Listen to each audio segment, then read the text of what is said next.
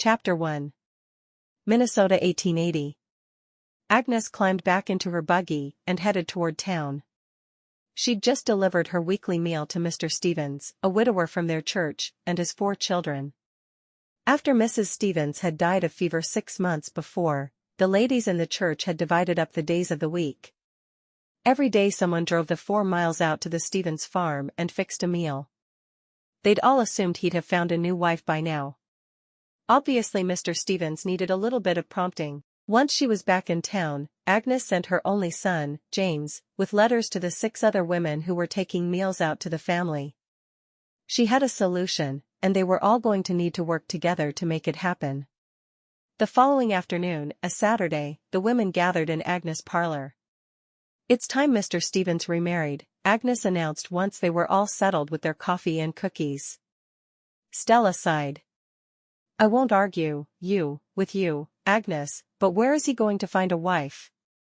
The closest girl to marrying age in the whole town is my Carrie, and she's only 14. That's too young to marry and be an instant mother. I have an idea. You see, I saw an ad for an agency that hooks farmers and ranchers up with eligible young ladies." She paused for effect. "We're going to find Mr. Stevens a mail-order bride." She beamed a smile at the others as she said the words. Norma's jaw dropped. Mr. Stevens doesn't have the kind of money it would take for a mail-order bride. None of them did. They were a community of dirt farmers. Agnes nodded. "I realize that. We're going to have a bake sale to raise the money." She dared the other women to argue with her on this. They wouldn't, of course. No one ever argued with Agnes. The other women all nodded hesitantly. "Are you sure this is a good idea, Agnes?" Stella asked.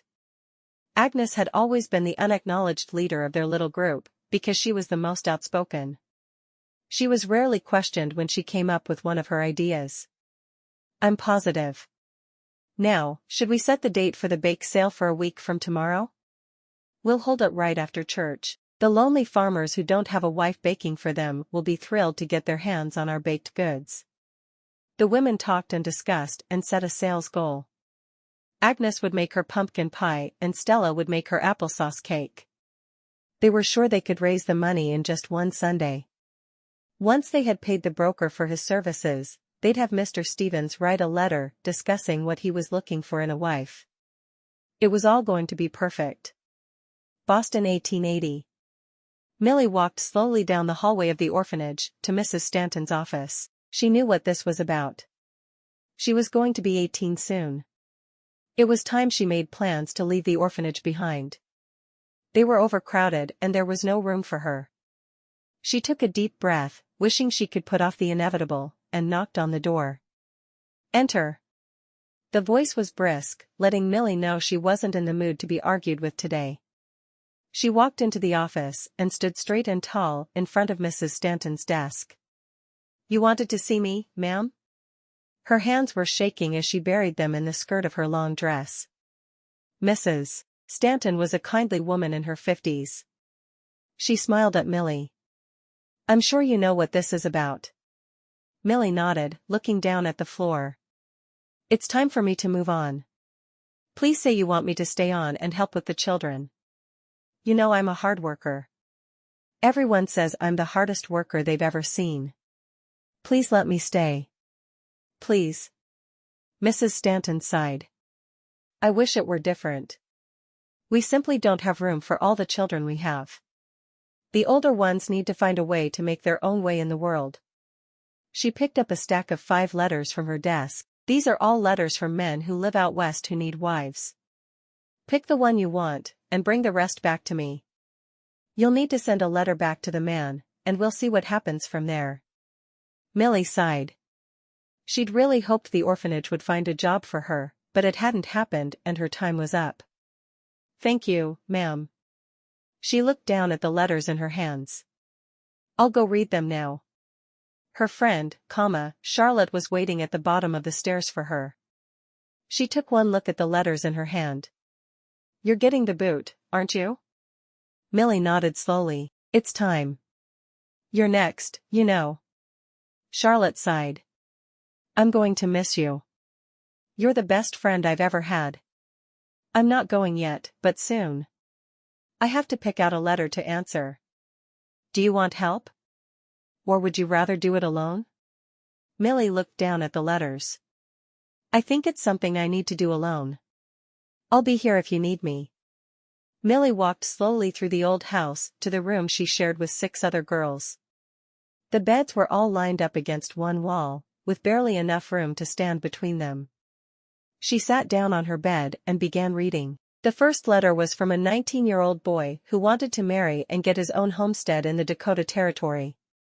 She wanted a man who already had an income, she thought. She didn't want to ever be in this position again.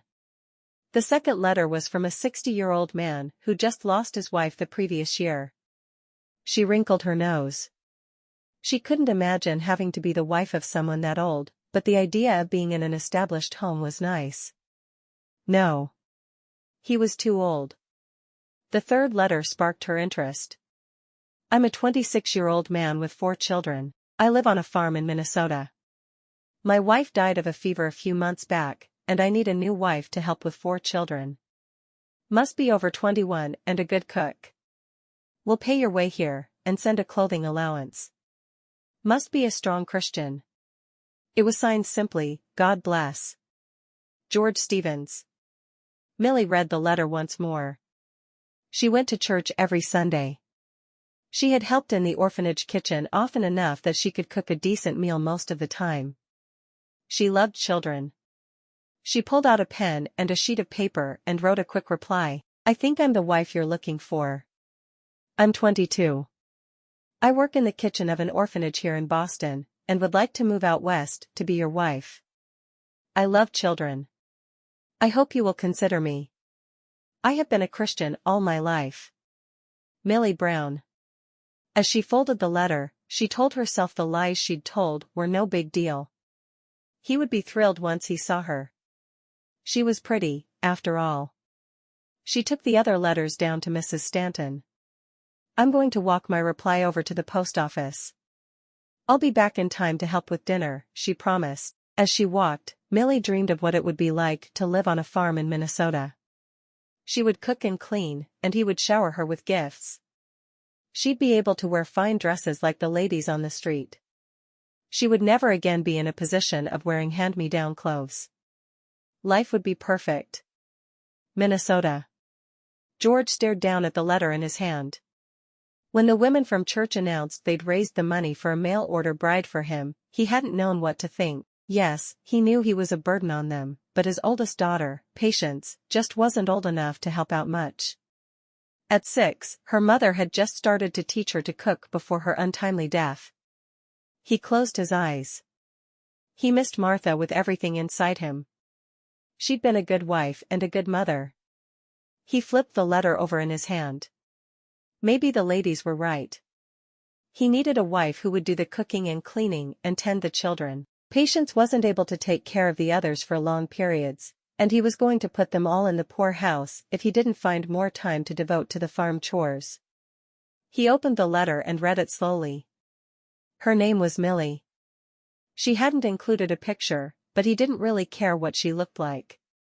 He just needed someone to help with the children and cook decent meals. She'd do. He put his pen to paper. You sound like you're exactly what we need. I will ask the agency to forward your fare and some extra for some new clothes for you. We will see you soon, I hope, Boston. Millie read the letter and smiled. She walked to Mrs. Stanton's office and knocked briskly, entering at her call. I've found a husband. My fare and money for clothing will be forwarded to me. Mrs. Stanton smiled. I'm happy for you, Millie. I hate telling you girls you have to leave, but we just can't afford to keep you. I hope you'll be very happy. Millie knew that Mrs. Stanton was being sincere.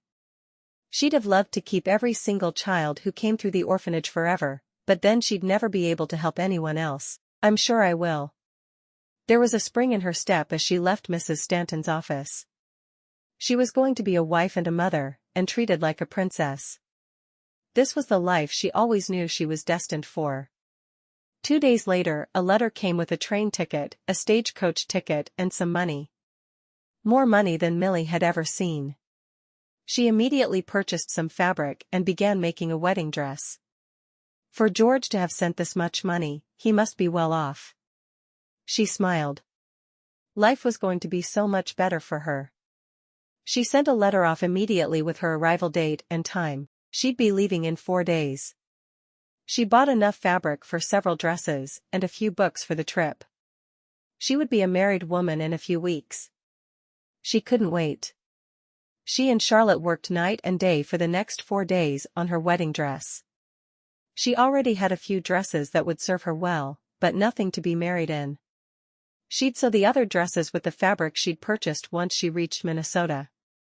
11 days later, early in the morning, Millie sat staring out the window of the train. They would be arriving at her train depot in less than an hour, and then she would have a 3-hour journey on the stagecoach before she reached her new home outside of the town of Baynesville, Minnesota. She clutched her stagecoach ticket in her fist. She'd slept little since getting on the train. She'd had to ride in the common car the whole way, and she'd heard some cuss words that shocked her to the core.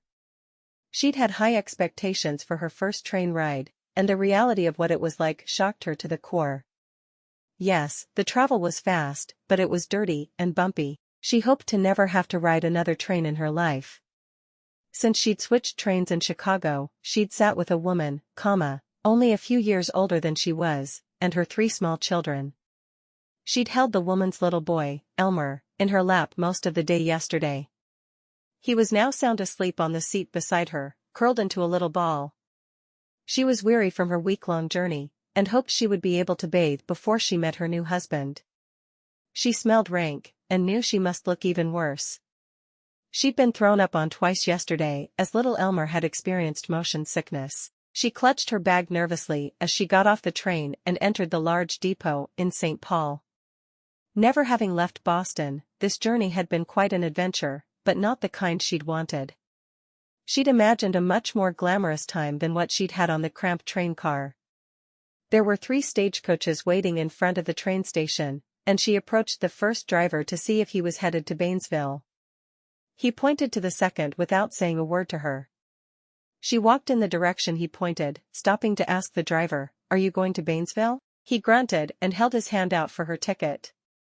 She climbed into the coach and sat on one of the benches, her both bag in her lap. A woman alone and a young couple joined her in the coach. They all gave her strange looks. They obviously hadn't been traveling as long as she had. They were all still fresh and clean looking. She rested her head against the window beside her, wishing she could sleep. She was almost done with this long journey, and just wanted to be there. She had George pictured in her mind. He would be tall, with blonde hair and blue eyes. He would take one look at her and know he'd made the best decision of his life by sending for her. He'd hire someone to do all the housework and someone else to farm, so they could spend all their days together, going on long walks and gazing into each other's eyes. She smiled as she pictured it. The hours went by quickly as she stared out the window at the countryside. It was a beautiful land, and she was happy to be able to be a part of it. Baynesville was the first stop, and she looked out the window, half hoping to see George and his children waiting for her. The other half of her hoped someone would be waiting to drag her off to a huge tub of water and force her to bathe until she no longer smelled like sweat and vomit. Instead, she saw a small group of women who were watching the stagecoach. She got out, carrying her bags. She walked to the women and asked, "I'm supposed to be meeting George Stevens here. Do any of you know him?" The women exchanged looks with one another. One of them stepped forward, holding out her hand to greet Millie. "I'm Agnes Sims. We need to get you to my house and bathed before your wedding. We only have an hour, and you cannot get married smelling the way you do." She wrinkled her nose in distaste. Millie nodded. She couldn't agree with Mrs. Sims's assessment more. She needed to bathe as soon as it could possibly be arranged. "I was hoping to bathe before I met him. I held a small child on the train yesterday, and he vomited on me more than once." Agnes smiled. "Well, come along then. You have your wedding dress?" "Yes, ma'am. It's in my bag." She gripped her bag tighter.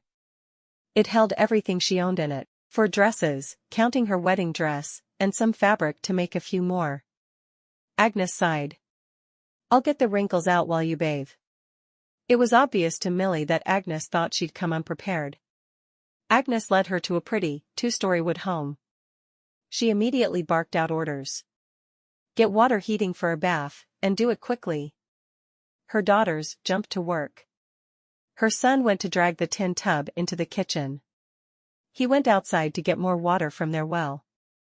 We'll have you clean in no time, Agnes told her. As soon as the tub was filled, they left the room and allowed her to undress and get into the tub. She immediately sank back and washed her hair with the soap Agnes had so kindly provided. She knew she had to be quick or be late for her own wedding. Just as she wrapped herself in a drying cloth, Agnes returned with her freshly ironed dress. Millie quickly pulled her undergarments on and stepped into the dress. Agnes buttoned it up the back for her. Sit and I'll fix your hair for you. Millie sat quietly while Agnes fussed with her long brown hair. I brought my veil from my own wedding for you to borrow, Agnes told her. You look awfully young to be marrying and taking on 4 kids, but I guess you know what you're in for. Agnes talked non-stop, finally pinning the veil in place. She walked around in front of Millie. There. You look perfect. I left it long, because your hair is so beautiful. There's plenty of time to pin it up when you start working on that house of yours. Her eyes went to the clock on the wall. Just in time, too. Wedding starts in 5 minutes. It's a good thing it's just a short walk. She grabbed Millie's hand and started pulling her toward the door. Girls, get on over to the church. James, carry Millie's bag. We've got a wedding to go to. The church was full when they arrived. Millie had expected a quiet affair with only George and the children, but obviously everything had been arranged. The entire town must have been invited. A man stood at the back and offered her his arm. Don't run down the aisle, Howard. This is good practice for when our girls get married, Agnes ordered. Ah, thought Millie. This must be Mr. Sims. She wondered when he'd show up. Agnes seemed to have everyone jumping whenever she said a word, and Mr. Sims was obviously no different from the rest of them. Slowly they marched up the aisle of the church to slow music. She swallowed hard, nervous about seeing her husband-to-be for the first time. He hadn't turned around to watch for her like everyone else in the church had done. It was as if he really didn't care what she looked like. His hair was brown and he was wearing a pair of work pants and suspenders. He wore a full beard, which was something she was unaccustomed to in the city. His blue work shirt had the sleeves rolled up. He hadn't even taken the time to dress up for his own wedding? Millie's heart fell. He'd advertised for a bride. Why wasn't he excited now that she was here? Why, she could see the dirt on the back of his shirt. He must have come straight here from the fields. She reached the front of the church and he turned to her for the first time. His green eyes were warm, but sad-looking. His hair was brown, and his beard was trimmed short. She smiled up at him through the veil covering her face. Would he see it? The preacher started the ceremony then. She repeated her vows as expected and listened as he repeated his. When he was told he could kiss his bride, he lifted her veil and brushed a quick kiss across her lips, dropping the veil back in place. He didn't even want to see what she looked like. Chapter 2. After the quick wedding, they were hurried out of the church. His 4 youngsters followed behind them. She looked at them, trying to guess their ages. The oldest was a girl and looked to be around 7. She was holding the hand of the youngest, who couldn't have been more than 2. The youngest was also a girl. The 2 in the middle were boys. She smiled at them, and realizing they couldn't see it, she pulled her veil off her face. She'd have to remember to return the veil to Agnes the next time she was in town. Hello, she said to the children. The only words she'd exchanged with her new husband had been part of the wedding ceremony. She certainly hoped he usually talked more, because she could go crazy pretty quickly with only small children to talk to. He took her hand and helped her into the wagon. The children all climbed into the back, with the oldest helping the youngest up. What are your names? She asked. The oldest smiled at her uncertainly. How long had their mother been dead? Had he mentioned that in his letter? She tried to remember his exact words. 6 months, she thought he'd said. Even accounting for the time they'd corresponded, she couldn't have been dead for over 8 months. Were the children even ready for a new mother? I'm Patience, the eldest said. She pointed to the next in line. That's Michael and that's Jacob, she said, pointing to the younger boy. She clutched the baby sitting on her lap tighter. The baby is Grace. George had started driving during the introductions. She knew she should be paying attention to her new husband and where they were going, but she was more concerned with the children. How old are you, Patience? I just turned 7 last month, she replied softly. You're going to be a big help, then, aren't you? Millie wanted this little girl to know she'd do her best to be a good mother to her. Including her seemed to be the way to do that. Patience nodded. Papa says after you learn how we do things, you'll start teaching me. I can't wait to learn to read. She paused. Mama just started to teach me before she died. I learned how to write all my letters, but didn't get to learn to read yet. We'll do it together.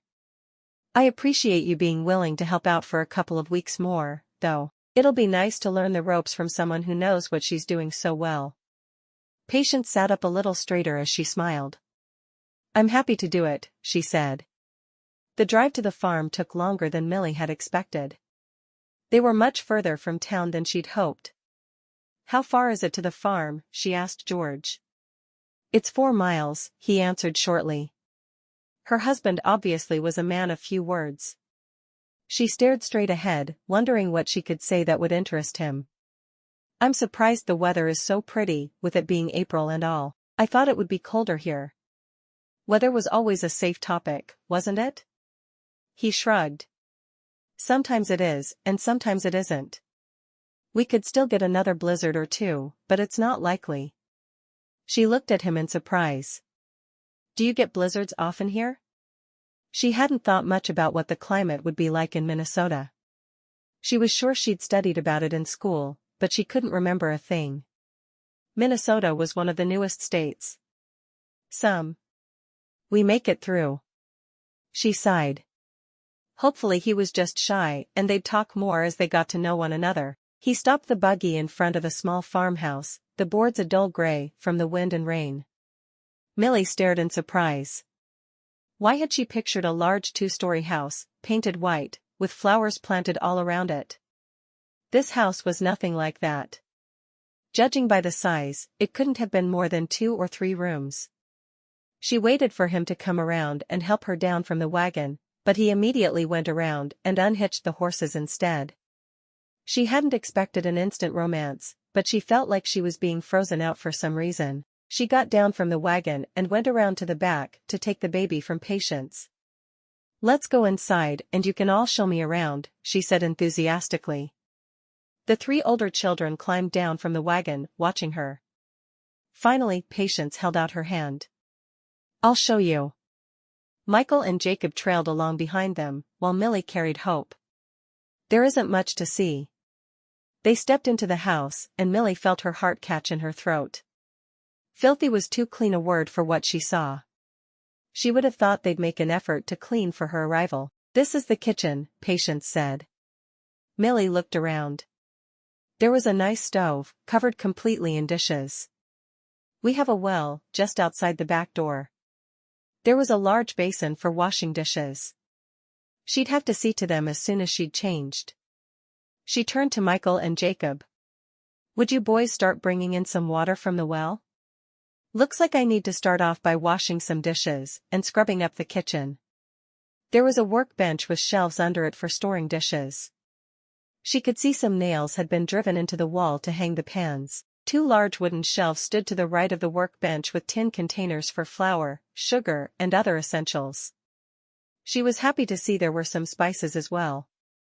The setup would work well for her as soon as she got it clean enough to be able to work in. There was no sitting area, just a kitchen and a table and chairs. Patience led her to the first door opening off the main room. This is Papa's room. The bed was unmade and the wood floor looked like it hadn't been scrubbed in the months since his wife died. There was a thick quilt jumbled up at the bottom of the bed. It, too, was filthy. Patience led to the next room. "This is my room. Papa said we'll be sharing it for a while." She smiled at Millie as she said that. "I like the idea of sharing a room with you and Gracie." Millie's eyebrows drew together. He was planning on her sleeping with the girls? He didn't want a wife. He wanted someone to clean and look after his children. She stiffened her spine. Patience led her to the stairs leading up to the loft. "The boys sleep up there." She didn't climb the stairs to the loft, and neither did Millie. There was no point, when there was so much more needing to be done first. That was all there was. A kitchen and eating area, 2 bedrooms and a loft. She swallowed hard. Why had she pictured herself living in the lap of luxury? She couldn't have been more wrong. Still, this was her new home and it would look as good as she could make it look. "I'll go get my things from the wagon, so I can change and get to work. Would you mind watching the baby while I get the kitchen cleaned up enough so I can fix supper?" she asked. "Of course not. Papa said I need to help you." Millie handed the baby to Patience and walked out the door to the wagon. Her bag was still in the back where she'd put it. She looked around for George, but there was no sign of him. Apparently, he'd gone back to work and expected her to start working as well. This was some wedding day. She swiped at the tears pricking her eyes. Sure, she'd known she wasn't marrying for love, but she'd at least expected him to talk to her. She carried her bag into the room she'd be sharing with Patience and Grace and changed into a work dress, slipping a new apron over her head. She quickly pinned up her hair into a bun so she could work without it getting in the way. She left the bedroom and went into the kitchen. There were 2 large pots full of water and another bucket full on the dirty wooden floor next to the stove. Rolling up her sleeves, she removed the dishes from the stove, so she could heat the 2 pots of water. As soon as they were started, she pulled the dishes out of the basin and put them on the table with the dirty dishes from the stove. There was a bar of lye soap on the workbench, so she scraped off a bit of it and put it in the empty basin. "Do you want me to dry them?" Patience offered. "I put Gracie down for her nap." Millie turned to the girl with a smile. "I'd love that. We can talk and get to know each other while we work."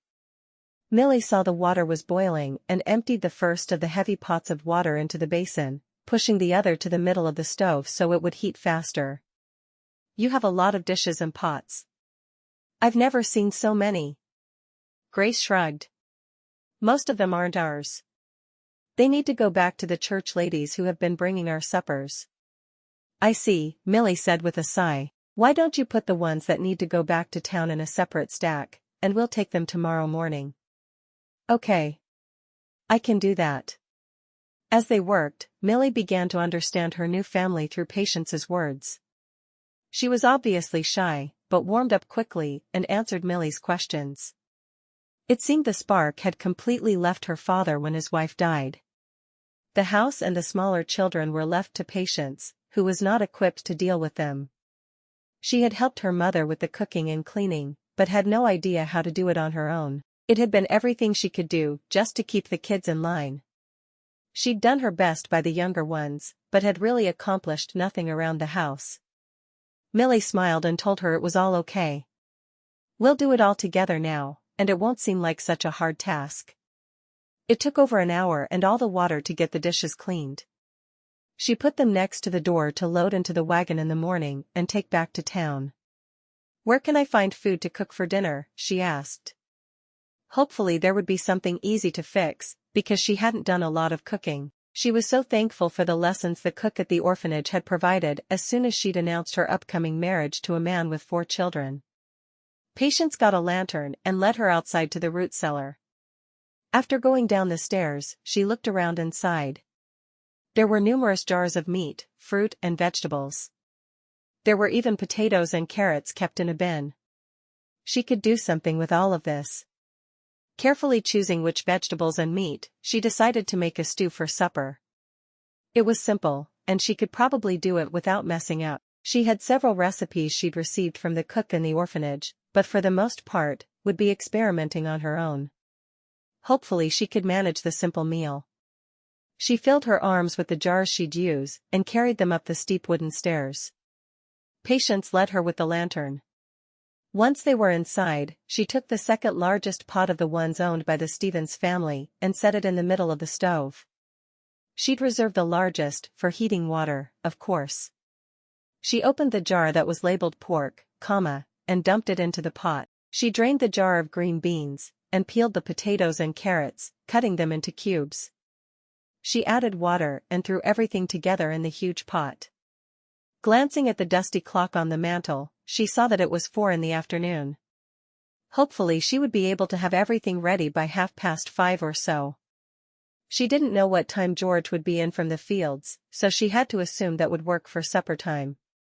She went into her bedroom and found the stack of recipes she'd written out with the guidance of the cook from the orphanage. Thumbing through them, she found one for biscuits and carried it into the kitchen. She read through the ingredients and checked to see if she had them. She was in luck. There wasn't much flour left, but what she had should be enough to fix this one meal. She could buy more flour when she went to town the following day. The boys played outside, and Patience played with little Grace, while Millie struggled through making biscuits for the first time. The measurements on the recipe were difficult to manage. The cook didn't use regular measurements for anything. 2 handfuls of flour. The cook's hands had been bigger than hers. She used 3 handfuls. A pinch of salt. What kind of measurement was a pinch? She threw everything together and mixed it well, putting the biscuits into the stove and hoping they'd come out right. She peeked at them every few minutes to be sure they didn't burn. Stirring the stew, she realized it was way too soupy, so she mixed a little flour with water, the way she'd seen cook do, and mixed it into the stew. Stirring it again, she realized it was about the right consistency. She continued to cook it, off to the corner of the stove where it wouldn't be as hot. Removing the biscuits from the oven, she poked one. It didn't seem to be rock hard. Maybe it would be okay. She got a rag and scrubbed off the table, making it shine. The wood was pretty when it was clean, she thought. She set the table carefully. There were enough dishes so that each of them had 1 plate, 1 bowl, and 1 tin cup. There were spoons and forks enough for all, and 1 butter knife they could share. That should be good. She found Patience playing on the floor with Grace in their bedroom. Is there milk I can put out for supper, or should we just drink water? Patience smiled in anticipation of a good meal. Michael will go milk the cow. It's time anyway. Then we can have milk. Millie went to the door to call the boys. I need you to milk the cow, Michael. Jacob, come in and wash up for supper. Both boys scurried to do what they were told. Millie smiled. It was a relief to have the children obey her immediately. She would have hated to have to punish them her first day there. By the time Michael was back with the milk, she had everything on the table. She'd gulped down a biscuit since she hadn't eaten since the previous evening, and it had turned out fine. It was a little heavy, but it was certainly edible and didn't taste bad. Do you know what time your pa will be back? She asked Michael as he put the pail of milk in the basin. He was in the barn. It should be just a minute or 2. She poured milk into the cups, hoping George was okay with drinking milk with his dinner. She didn't see anything else she could make for them. He didn't own a coffee pot, and she wasn't a coffee drinker anyway. George walked in the door and stopped short. The house wasn't spotless, but at least the kitchen was clean and the dishes were done. You've worked hard today, he said. He went to the basin that still had water in it from the dishes earlier and washed his hands. He carried the water to the back door and threw it out the door. She nodded, smiling at his compliment. Supper's ready. Go ahead and sit down and I'll serve us all. The children scrambled into their seats, and George took his seat at the head of the table. She went to the stove and carried their bowls of hot stew to everyone. Once she was seated, she picked up her spoon. The children stared at her with wide eyes. We wait to thank God for our meal before we eat, George said. His voice was calm and even, with no censure. She dropped her spoon, her face turning red. She couldn't believe he'd corrected her like that in front of the children. She bowed her head and waited. "Thank you, Father, for this meal you provided for us. Thank you for sending Millie to us to be a part of our family. Amen." As they lifted their heads, she picked up her spoon. "Did you get a lot done in the fields today?" she asked. He shrugged. "Not as much as I would have liked with going to town and all, but I got some done. I'm trying to get as much plowing done as I can while the weather is nice." "What do you grow here?" "Corn and wheat. We have some pigs and 2 cows for our own needs. I usually butcher 2 or 3 hogs every fall, for some extra money. Martha always put in a kitchen garden, and you'll need to do the same." He paused as he broke a biscuit in half. "Mainly we make our money from the corn and wheat." She took a bite of the stew and had to fight to keep from spitting it out. It was too salty. She hadn't added a single bit of salt. Why was it too salty? She took another bite, hoping she could get used to the taste. George spooned up a bite of the stew and she mentally cringed, waiting for him to complain. He made a face. "Stew is too heavy on the salt." He said it in a mild voice, but Millie felt as if she'd been yelled at. She knew the stew was terrible. "I know, but I didn't even add salt. I don't know why it's so bad." She stared at her bowl, with a confused look on her face. His eyes widened. "It's salt pork. Did you wash off the meat before cooking it?"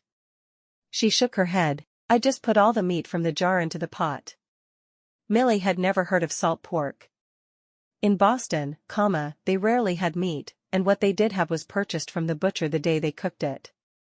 He sighed. "Have you never cooked with salted meat before?" She shook her head. "No. I didn't know anyone did. From now on, when you cook with meat from one of the jars, make sure you wash off the meat. That will get rid of the extra salt." He stood and took a lantern outside. Millie stared down at the food in front of her. The children were eating the biscuits happily, but no one was touching the stew.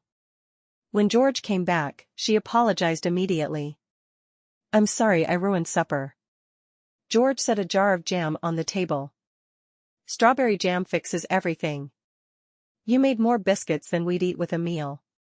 Now we can just put jam on them, and we'll all have full bellies. Next time, you'll know how to fix the stew." He paused. "I'll mix the stew with the hog feed and the pigs will have a great dinner. We won't let it go to waste." Millie walked around the table, picking up each of their bowls of stew and dumped them into the big pot. "I'll leave this here for you, then." She sat down and saw the children were enjoying her biscuits with the jam. At least she'd done something right. After dinner, she asked Michael to fetch another pail of water from the well. She heated it on the stove and immediately got the dishes washed. It only took a few minutes when she wasn't doing a week's worth of dishes. George came back in after a few minutes with an empty pot. She scrubbed that out as George put the children down to bed. She carried the old wash water out to the yard and dumped it. She sighed heavily. She'd only been here a few hours and she'd already done more work than she had to do in a week back in Boston. When he was finished, he asked Millie to sit at the table with him for a bit. "It wasn't my decision to send off for a mail-order bride." He wasn't sure the best way to start this conversation, so just jumping right into it seemed like a good way to him. She stared at him in astonishment. "You weren't? Who decided to do it then?" "Who else could have decided to send for her? The ladies from church have been bringing us our meals since Martha died. They got tired of doing it and had a bake sale to raise money for me to get a mail-order bride. I'm not ready to be married yet." She nodded. "How long ago did you lose Martha?" He sighed. "It's been about 8 months now. The ladies from church came out and canned for us for the winter, but I don't know how to cook, and neither does Patience. I needed someone who could cook and clean and take care of the little ones. They came to me and asked me to write my qualifications for a wife in a letter." He paused. "That's why I asked for a woman who was at least 21. He eyed her skeptically. "How old are you, Millie?" She swallowed hard. "I was 18 a couple of weeks ago." She couldn't meet his eyes as she admitted to the lie, and she stared at her tightly clenched hands on the table. I thought you were young. Why did you answer my ad? She tried hard to come up with an acceptable answer. Finally, she decided the truth was the only answer that could possibly make him understand. I was raised in an orphanage, and there's no room once you turn 18. They give you a bit of time to find somewhere to go, but even before I was 18 I was handed a stack of letters for men who needed brides. I picked you. He nodded. Why did you lie to me about your age? His green eyes seemed to stare straight through her as he waited for her answer. She wanted so much to give the right answer, but knew there wasn't one. She flushed. I didn't think you'd want me if you knew how old I really was. I figured once you saw me, you wouldn't care that I'm only 18. She knew she sounded vain even as she said the words. This man wanted a lot more from a wife than a pretty face. He wanted someone who would help him by taking care of his home and his children while he worked. The other men were either too old or too young. I didn't want to be stuck in a bad situation. But you didn't care about what kind of situation you put my family in? He folded his arms across his chest. You're not really a Christian either, are you? No, I am a Christian. I've gone to church every Sunday my whole life. How could he even question whether she was Christian? Everyone she knew was a Christian, most of them churchgoers. Of course she was a Christian. But you were willing to lie to get what you wanted. That's not the Christian way. She sighed. I know. I just didn't know what else to do. She should be sorry for it, she knew, but she wasn't. She'd done what she needed to do to put herself in the best position she could. It was just a little lie. Why did he care so much? And it didn't bother you to lie? To the man you were to marry? It didn't bother you to sin against God? His kind eyes seemed to look right through her. She shrugged. I had to. She wished she could explain it in a way he'd understand, but he seemed to see everything as either Christian or not Christian. She'd lied, so she wasn't a Christian? What about forgiveness? He watched her for a moment, seeing she obviously didn't get what she'd done wrong. She'd lied, which was a sin, but she thought it was okay, because it was what was best for her. I'm not going to send you back, he said. We're already married, and I won't divorce you. God's word says once you're married for life. He stared down at the table, which was cleaner than it had been since his wife died. I want your promise you won't lie to me anymore. About anything. She looked down at her lap. I promise. He nodded. Good. He stood and took a Bible down from a shelf against the wall. I'd like for us to read the scriptures together before bed every night. I'm sure eventually you'll understand our ways, and we'll be able to live together happily. She nodded. He opened the Bible after sitting back down beside her. He opened it to the book of Matthew. I want to start by reading the gospel with you. I'm not sure what you've learned over the years, but I want you to learn about Christ and what he's done for us, so you'll want to always do what's right. She listened as he read the first chapter of the book of Matthew.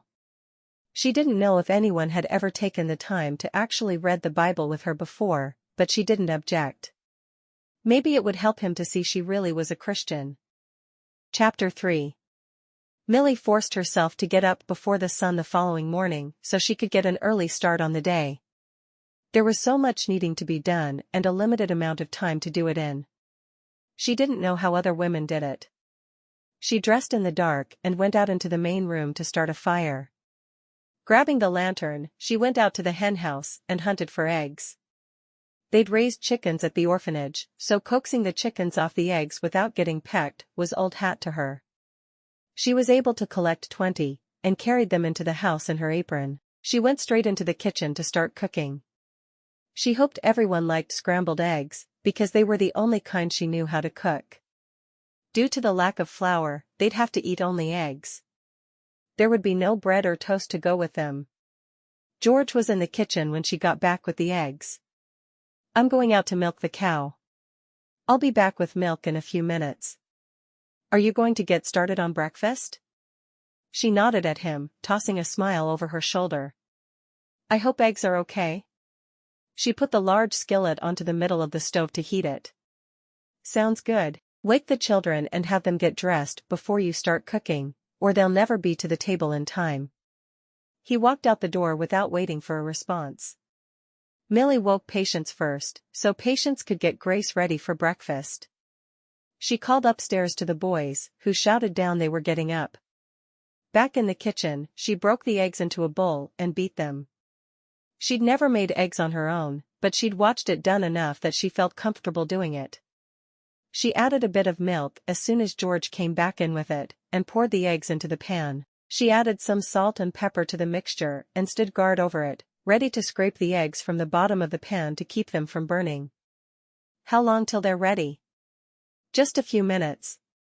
She stood guard over the eggs, not really sure how long they took and not wanting to risk them burning. By the time they looked ready, the children had gathered and Patience had set the table.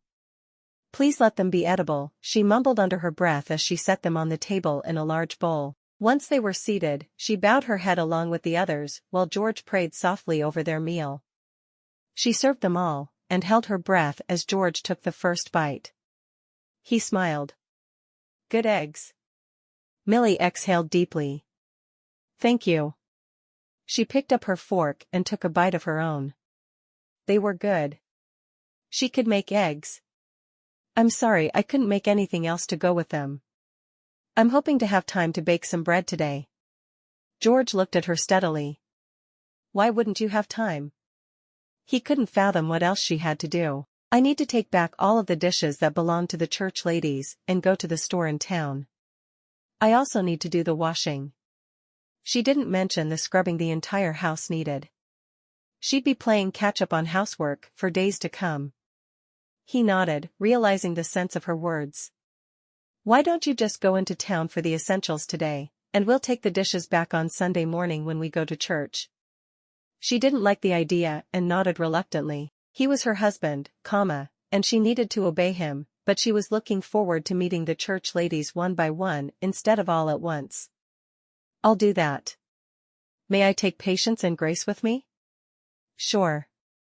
The boys can work in the fields with me. As soon as they were finished eating, George gave her a few coins to pay for what they needed from town. Don't buy anything we don't absolutely need. We need to save every penny. She nodded. We just need some basics for cooking. That's fine then. I'll go hitch up the team, and you can leave when you're ready. He looked at her for a moment. We'll work close to the house today, so you just have Patience shout for us when you have lunch ready. He headed outside with the two boys trailing behind him. Lunch? Oh no. She hadn't thought about lunch. What could she possibly make? There was no way she'd have the bread ready in time. What can I make for lunch? She asked Patience. Patience shrugged. There's some fruit in the cellar. We eat fruit for lunch a lot. Millie thought about it for a moment. She could do the fruit today, and then plan on making enough for dinner every night so they could have what was left for lunch the next day. If her dinner hadn't been such a disaster the night before, maybe she could have done that today. She went outside and around the house. She found a jar of applesauce and several pieces of dried meat. She wasn't sure what kind it was, but it was better than just having fruit for lunch. She had put a large pot of water to heat on the stove before sitting down for breakfast, so she washed the dishes and wiped down the table as quickly as she could. She set the dishes to drying on the table rather than distract Patience from Grace by having her dry them. Are you ready to show me the way to town? She asked as soon as she finished. Patience nodded. Yes, ma'am. I know the way. Millie picked up Grace and carried her out to the wagon. Once Patience was seated, she put her on Patience's lap and climbed in. She'd never driven a team of horses before, so this was an experience for her. Hopefully she'd watched it done enough that it would seem like second nature. She drove slowly at first, but as she got the hang of it, she sped the team up. It took them 45 minutes to reach town. Going more than once a month would probably take too much time from her chores, she thought. Patience stayed in the wagon while she went inside to choose her purchases. She went to the counter and handed the shopkeeper the list she'd made before going to sleep the night before. He read over the list and nodded. "It'll take me a few minutes to get all this together," he told her. She watched as he put flour, sugar, brown sugar, salt, baking powder, pepper, lard, and cornmeal onto the counter. She eyed the penny candy, thinking of the children, but thought about what George had told her about saving every dime, and didn't get any. She needed to make some dresses for the girls soon, but she'd have to wait until she had the household chores caught up, and she knew she should talk to George about it, so didn't even look at the bolts of cloth. The shopkeeper carried the items to her wagon after she'd paid for them.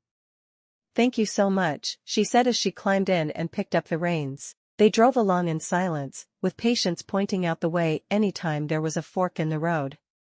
When they were almost back to the homestead, Millie asked, "Would you mind gathering up all the laundry for me, please? Especially the bedding. None of it looks as if it's been washed in months. We'll get everything washed up and the beds made, and the house will be sparkling in no time." Patience nodded. "We should be able to get the washing hung up before lunchtime. Papa will be happy to come home and see it on the line." Millie smiled. "I'm sure he will. Maybe then he wouldn't feel like marrying her was a waste of time." As soon as they were home, Millie put a pot of water on to boil with Grace at her feet, while Patience gathered all the dirty clothes and bed linens. Millie showed Patience how to wash the clothes with the scrub board and they hung them on the line together. Grace happily played in the yard while they worked together. As soon as they were finished, Millie went inside to put lunch on the table, while Patience called the men in for lunch. George raised an eyebrow at the simple fare on the table, but didn't say anything. "Looks like you were busy this morning." She nodded. "Would you mind unhitching the team and bringing in the supplies I bought in town before you go back out to the fields? I'd like to get the bread started." "I can do that. I'm going to leave Jacob with you this afternoon when Michael and I go back out to the fields. Jacob still needs a nap." "That's fine. I'll be spending the afternoon inside cooking and doing some more cleaning." "That'll be fine." He gave her a quick smile to let her know she was doing well, before heading outside to do as she'd asked. After they'd finished the lunch dishes, Patience put Grace down for her nap while Millie sent Jacob to the loft for his. The little boy was fighting to stay awake, and was very reluctant to nap at all. Millie found her recipes and pulled out the one for bread. She carefully mixed the ingredients, making sure to show Patience what she was doing as she worked. When the dough was mostly kneaded, Millie asked, "Would you like to take a turn kneading the bread?" Patience's face lit with excitement. "Mama always said I was too young to help with the bread." Millie smiled. "Well, you're older now. I really am glad I have such a good helper." Millie was happy to use this as an opportunity to get the little girl to open up and trust her more. She was going to be her mother for a long time, and they would do better if they had a good relationship from the beginning. Patience worked hard kneading the bread, making sure she did it just as Millie had shown her. After a few minutes, Millie said, "That's just right, thank you for your help." She laid a cloth over the huge mixing bowl, and went to work cleaning up the flour that had spilled. She took out the medium-sized pot and started dinner in it. This time she was careful to rinse off the salt pork before adding it to the pot. She found some carrots and potatoes in the cellar, and she and Patience peeled them and added them to the pork, adding some water as well. She'd thicken it right before serving. Everything had seemed fine the night before except for the salt, so hopefully she was doing it right this time. Once the stew was cooking, she got a bucket of water, a scrub brush, and some lye soap, and went to work on George's bedroom. Even the log walls were filthy, so she washed them as well. Patience watched over the stew and listened for the young children while Millie worked. It took her 2 hours, but by the time she was done, George's room sparkled. She walked outside to check the dryness of the sheets and quilts, and smiled. The winds were stronger here, and the bedding had dried faster than expected. She carried in George's bedding first, and got his bed made up with Patience's help. "There, how does that look? I've never seen a room look so clean," Patience said in awe. Millie smiled, looking down at her hands, which were red and almost raw from the work she'd been doing. She knew within a few weeks they'd be calloused like the other women's, but right now, they hurt. She rubbed them together and went on, knowing nothing could be done for the pain. "We'll do our room tomorrow," she told Patience.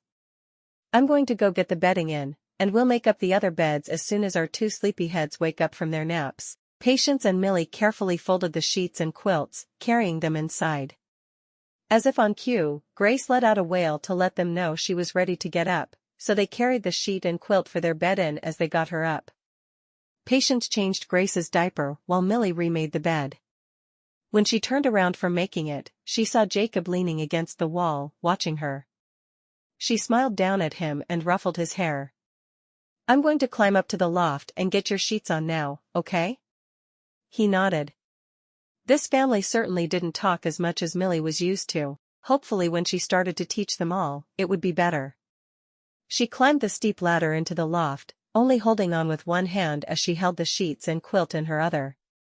Looking around the tiny space, she saw the boys only had room for a bed and a small dresser. She looked in the dresser drawers. There was nothing left. She'd washed everything the family owned today, except what they were wearing. It looked like each of them had 2 changes of work clothes, and 1 change of clothes for good. All the children were growing out of their clothes, and she knew she had some long hours of sewing ahead of her this summer, but the girls' dresses need to be the first priority. Neither girl had a dress that came much past her knees, and it wasn't proper for them to go out in public that way, even at such a young age. Once the bed was made, she went back down the ladder and checked on the bread. It had risen beautifully. She made a mental note to write a letter to thank the orphanage's cook for the recipes. She slipped 4 loaves of bread into the oven and stirred the stew. She tasted just a bit to make sure it wasn't too salty this time. She smiled. It tasted good. She mixed a little flour with water, and added that to the pot, and stirred it a bit more, then moved the pot to the corner of the stove. "They'd eat well tonight." "Patience, where's the cream?" Patience looked up from where she was playing with Grace. "Papa pours it off the milk and puts it in a jug in the cellar every morning. He dumped it out before you came yesterday, so it would be fresh." Millie smiled. She'd noticed the butter churn in the corner. Tomorrow, they'd all make some butter, and they could have fresh butter on their bread. That would be a treat. It was 6 before George and Michael came back from the fields. Her perfectly baked bread lay on cloths on the counter, and the stew was ready. She served everyone a big helping, and set the bread on the table. After the prayer, they all watched George as he took the first bite. "This stew is delicious. You did a good job. I guess you remembered to wash the meat this time?" He had a twinkle in his eye as he teased her about her mistake from the night before. She blushed at the reminder of the terrible meal she'd made, but was happy he liked it. The children picked up their spoons and dug in. Each of them had 2 helpings, but she still had enough left for their lunch the next day. She breathed a sigh of relief. She'd finally done something right. Tomorrow morning they could even have toast with jam with their eggs. She looked forward to it. She bit into the bread, a little worried that it wouldn't have turned out right, but it was good. A little heavier than she would have liked, but she could remedy that next time. She was feeling a little better about her prospects as a cook. "Tomorrow Saturday," George told her. "We'll be leaving for church early on Sunday, so make sure everyone's clothes are ready. My church shirt has a button missing, so you'll need to take care of that." "I'll do my best," she responded, thinking of the other chores she'd lined up for herself. George nodded solemnly as he brushed the milk off his thick beard. "That's all I'll ever ask of you." Patience helped her with the dishes, while George put Grace into her crib and the boys got ready for bed. Once they were done, Patience went in search of her own bed, leaving George and Millie alone in the main room. "You've done a really good job today," George told her. She smiled, thrilled he was happy with her. He hasn't even seen his room yet, she thought. "Thank you. Let's read over the next chapter in Matthew together, before bed," he suggested. She walked to the table and sat down beside him, bowing her head for his prayer. "Lord, help us to understand the words we're reading together. Help us to understand you and your son as well as any human can. Help us to want to serve you and to understand how to serve you. We pray this in the name of your precious Son. Amen.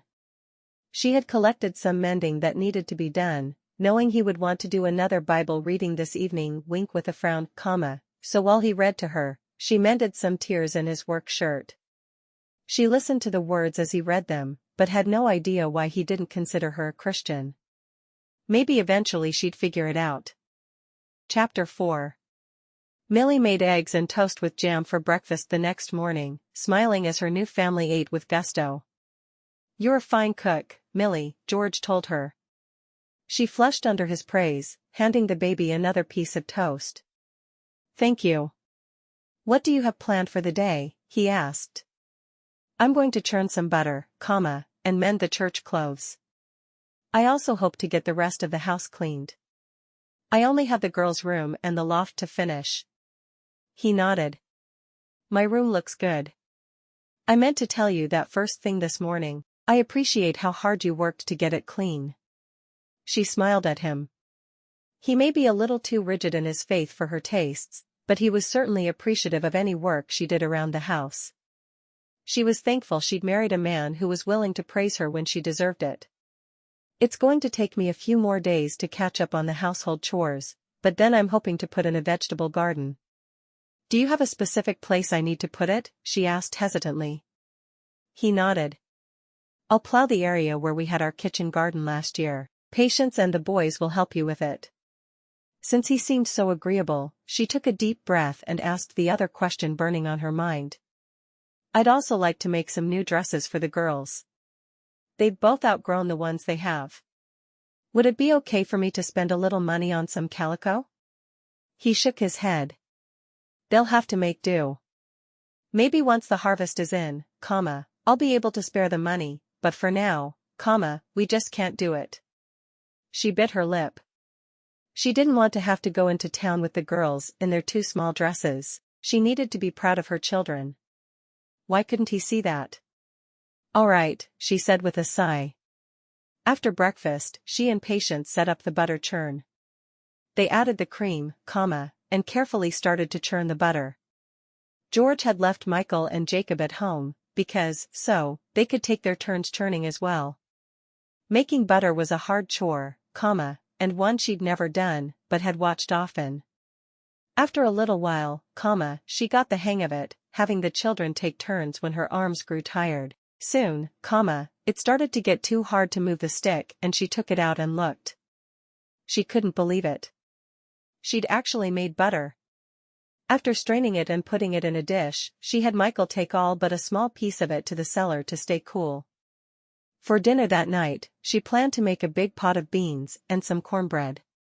She'd started soaking the pinto beans right after breakfast and had decided to add a bit of bacon to them. Now that the butter was done, she put the beans into the pot and covered them with water, moving them to the middle of the stove to start them boiling.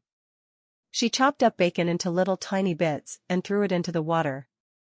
Peering into the pot, she wondered if she should add salt. She shrugged. She'd taste it in a few hours, and if it tasted too bland, she'd add salt. She'd never oversalt anything again. She mended their church clothes, finding small tears in both boys' breeches, and she sewed the button back onto George's shirt. She looked at the girls' dresses, which were fine, but they were too short. Way too short. She flipped up the hems and saw there was a bit of room, so she painstakingly removed the stitches and re-hemmed them, leaving only a tiny amount of the fabric sewn over. She held them up. They still weren't long enough, but they were better now. She looked up when George came into the house. He looked at her sitting at the table with the clothes strewn around her. "Have you even thought about fixing lunch yet?" he asked. She jumped up. "I'm sorry, I lost track of time." She cut a piece of bread, and buttered it with the small ball of fresh butter they'd kept in the house, handing it to him. "I'm going to reheat last night's stew, but I have to get it." "I'll hurry." He ate the bread she'd given him in 2 bites. He was starving after a morning of plowing. He was sure the children were hungry too. She needed to start planning her time better. There was no excuse for not putting regular meals on the table. She ran back into the house, carrying the heavy pot. She grabbed a towel and pushed the now boiling beans to the corner of the stove to continue cooking and put the stew pot in the middle. She stirred it constantly. "I've been working on getting the children's church clothes ready, and I just plain forgot about lunch." He nodded. "I know. The children get hungry, though, and you need to make sure you think about lunch." Tears stung her eyes at his words. How could he be so mean about it? Couldn't he look at the clothes in front of him and see all the work she'd done? "I'll try to do better." She quickly buttered another piece of bread for him and set the table for lunch. Going back to the stove, she stirred the now bubbling stew. "Time for lunch," she called to the children. The boys were outside playing in the yard while the girls were playing on the floor with a cloth doll. George ate quickly and without speaking. He left to go back to work without saying another word. She wanted to throw something in frustration. Yes, she'd forgotten to fix lunch on time, but everyone had now eaten. It wasn't like she'd been sitting around reading a book all morning. She'd worked hard to get the house as clean as it was, and had a lot of hard work ahead of her. He made her feel like a child who needed to be punished. Patience got the two little ones down for her nap, and Michael had followed George back out into the fields. Millie gathered up the dirty clothes they'd all been wearing when she'd done the wash the day before, and quickly washed them and got them hanging on the line. Now that everything was clean, she should be able to limit laundry to once per week. Back inside, she tasted the beans, and added some seasoning to them. She tiptoed into her room, careful not to wake the baby, and got her recipes, so she could make the cornbread for dinner. She couldn't wash the 2 bedrooms as she'd hoped to do, so she took her pail and scrub brush and washed down the walls in the main area of the house, getting down on her knees to give the floor a good scrubbing as well. Once that was finished, she peeked in at the children, but both of the little ones were still asleep. "How would you like to bake a pie with me?" she asked Patience. Patience nodded enthusiastically. "What kind?" Millie shrugged. "Let's go see what we have in the cellar." They descended the stairs with the lantern held firmly in Millie's hand. "What sounds good to you?" Patience looked at the jars on the shelves. "I like cherry pie," she said, indicating a jar of cherries on one of the shelves. Millie smiled. "Cherry pie it is." She hoped cherries made George break out in hives. Millie followed the recipe she had for a pie crust, rolling out the dough carefully. It seemed too thick to her, but she'd followed the recipe exactly, so she hoped it would come out okay. By the time George and Michael returned for supper, she had the table set and the milk poured for everyone. George waited while Michael washed up, eyeing the table. After he'd washed his own hands, he took his seat and prayed for them.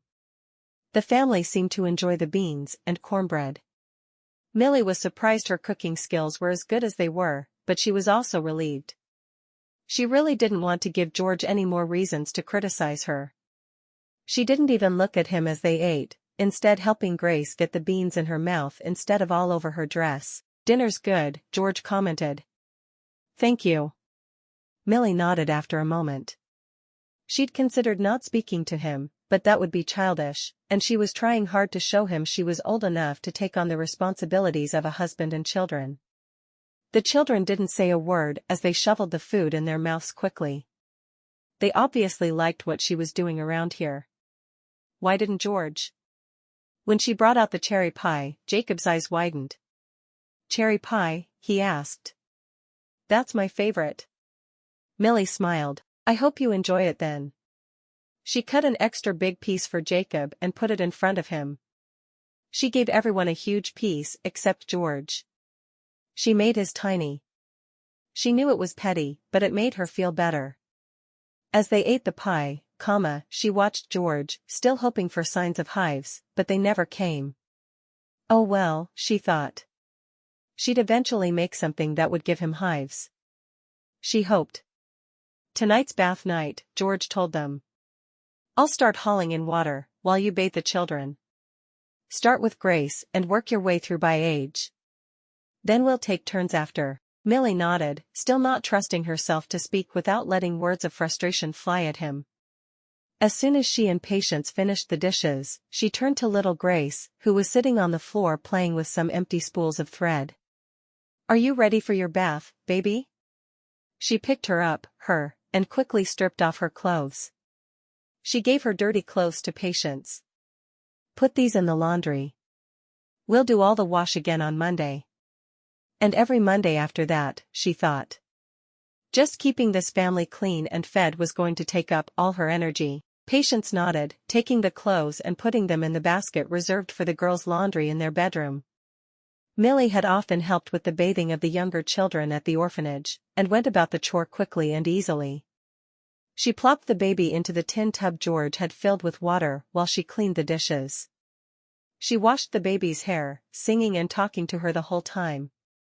Grace splashed happily in the water, smiling up at Millie as if she were her favorite person in the world. She let out a loud squeal of protest when Millie picked up her slippery body and wrapped it in a drying cloth. "No," she yelled, reaching back for the water. Millie laughed. "I'm glad you like to take baths, Gracie, but your brothers need a turn." She gave her a smacking kiss on the cheek and handed the baby to Patience, who took her off to dress her. "Jacob, you're next. Do you need help with your clothes?" Jacob glared at her. "I'm a big boy. I can undress myself." To prove himself, he threw off his clothes and stood before her, naked. "I hate baths." Millie smiled. "But you understand you need to be clean for church in the morning, right?" He shrugged. "I guess." She picked him up and put him in the bathtub, talking to him as she washed his hair. "I'll let you wash the rest," she told him. "Be sure to wash everywhere, even behind your ears." She watched as Jacob reluctantly picked up the soapy cloth and washed himself. "I'd rather be like the pigs and take a bath in mud," he mumbled. She laughed, loving the way his little mind worked. "Mud wouldn't get you clean, though, would it?" He shook his head. "I hate being clean." George had gone into his bedroom and stepped out to hear his son's words. "Stop complaining, Jacob. Everything is easier with a smile on your face." He sat down beside Millie at the table. "Thanks for mending my shirt." She nodded, not taking her eyes off Jacob. Right now, she didn't even want to look at him. Besides, how was she going to take a bath with him in here? She wasn't going to shuck her clothes off in front of a man. She hoped he left voluntarily, because with the mood she was in, she wouldn't be able to control her words when she asked him to leave. Jacob stood up, and she held out a cloth to dry him. "There." She helped him pull his nightshirt over his head. "Send your brother down for his bath." George stood. "I need to empty and refill the tub before Michael gets in. Jacob can turn the cleanest water into mud." She stood and helped him empty the tub out the back door. They carried the tub together, and he started to refill it again. Michael came down and undressed, climbing into the full tub. "Would you like me to wash your hair for you, Michael?" Millie asked him. "Or do you want to do it yourself?" "I don't want my hair washed, that's not an option." "Do you want me to do it, or do you want to do it?" she asked again. He sighed heavily. "I hate having my hair washed. It's getting washed." "Me or you?" She was surprised George hadn't gotten into the fight, but he just sat watching the interchange from the table. She stood with her hands on her hips, letting the small boy know she was getting her way whether he liked it or not. "You." Michael stepped into the water and sat down reluctantly. "How come my hair needs to be washed?" "Papa never makes me wash it." Millie looked over at George, who was studying his nails. "That's exactly why it needs to be washed. It's filthy." She quickly washed his hair and sat back at the table. These children really did need a mother. She bit back the ugly words she wanted to say to George about his parenting. Yes, his wife had died, but that was no excuse for letting his children run around filthy. Once Michael was off in bed, Patience took her turn. She washed her own hair and Millie helped her brush it dry while George set up the tub for her. Once Patience had gone off to bed, Millie looked at George, waiting to see if he was planning on going somewhere, or if he was just going to sit at the table reading his Bible while she bathed. Finally he stood. "I guess I'll go out to the barn. Don't take too long. I need my bath yet tonight, too." He stifled a loud yawn as he walked out into the dark toward the barn. Once he was gone, Millie quickly stripped down and sank into the hot water. Her tired achy muscles all but sang with joy as she quickly washed her hair and her body. She would have loved to spend an hour in there, but didn't want to risk George coming back before she was finished. Just as she finished buttoning her nightgown, he came back into the cabin. He stared at her for a moment, his eyes traveling up and down her. Her nightgown covered her from the top of her neck down to her ankles. It was as modest as nightwear could be. This was the first time he'd seen her in her nightgown, though. She'd always changed in the girls' room, and before she came out, she was wearing her stockings and shoes and everything. I'll just go to bed now," she mumbled. Her face was bright red from embarrassment. It wasn't as if he'd never seen a woman in her nightgown before, she scolded herself. He nodded. "It makes sense to skip our Bible study on bath night." His fingers went to his shirt buttons, and she ran from the room. Climbing into bed with patience, she rubbed her hands across her red cheeks. She had no idea she could get so embarrassed. She lay awake a long time that night, thinking about the look in George's eyes when he'd come in from the barn. Maybe, when he finally forgave her for lying to him, they might be able to have a real marriage. She was still mad at him for the way he'd talked to her, but through the anger, she could see that she wanted a real marriage with George. She would love to have some more babies of her own. Chapter 5. When Millie woke on Sunday morning, she seriously considered feigning illness. She had no desire to go and be stared at by a bunch of people she didn't know. The wedding was bad enough, but she didn't want to have to meet them all at once like this. It wasn't that she was shy, she wasn't. She just didn't like big groups of people surrounding her, and she knew that's how it would be at church. She rolled out of bed, putting on one of her work dresses and her apron. She'd wait to put on her church dress until after breakfast. She went out to the hen house and gathered eggs as she did every morning, yawning as she went. She'd decided to make pancakes this morning, and hurried as she went about her work, knowing she wanted everything ready before the others woke up. She slipped into the house and put her big griddle into the center of the stove with a spoonful of the butter. She pulled the large mixing bowl off the shelf, mixing up the ingredients quickly. Before Millie dropped the pancakes, she knocked on George's door. "Breakfast in 20 minutes, she called through the closed door. She went back into the kitchen and poured the first of the pancakes onto the griddle. George yawned as he stepped into the kitchen. "I'll go milk the cow," he told her sleepily, pulling his suspenders up over his shoulders as he walked through the kitchen.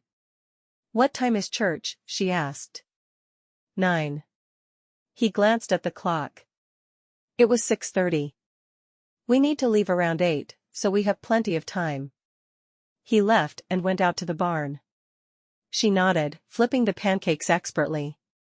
She'd made pancakes several times, so this was easy for her. Once she had the first 12 done, she woke Patience and told her to bring Grace to the table in her nightgown. She didn't want them to get food on their church clothes. She called up to the boys to have them come down. She cooked for another few minutes while the children took care of their necessities and came to the table. She'd just put the last of the pancakes on the platter when George came back in with the fresh milk. He put the bucket on the work table for her and she poured out milk into their tin cups. Slipping into her seat, Millie bowed her head for George's blessing on their food. They put raspberry preserves on their pancakes with the butter, and George's eyes rounded with surprise. "These are good, Millie," he praised. She smiled. She'd known they'd love this for breakfast. She couldn't do it every day, but before church on Sundays, this would be their special breakfast. Everyone ate their fill, and she and Patience made quick work of the dishes.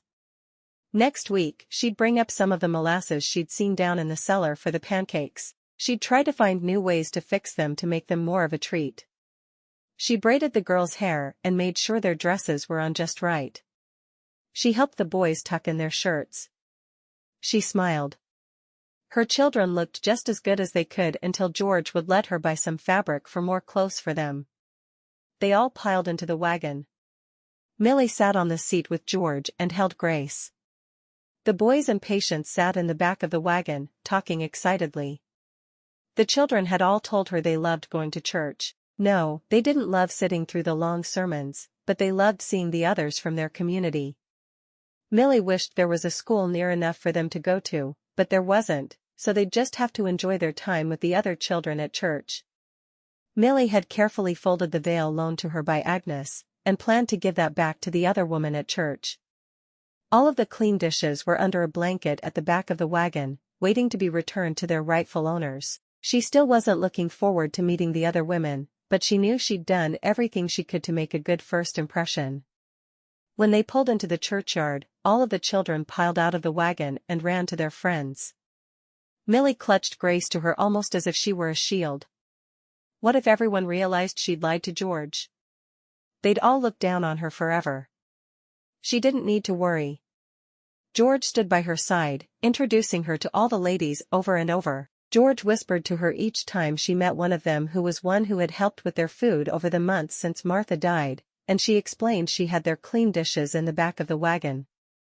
When she saw Agnes, she smiled, and handed her the veil. "Thanks for loaning this to me. I have your dishes in the back of the wagon as well." Agnes raised an eyebrow.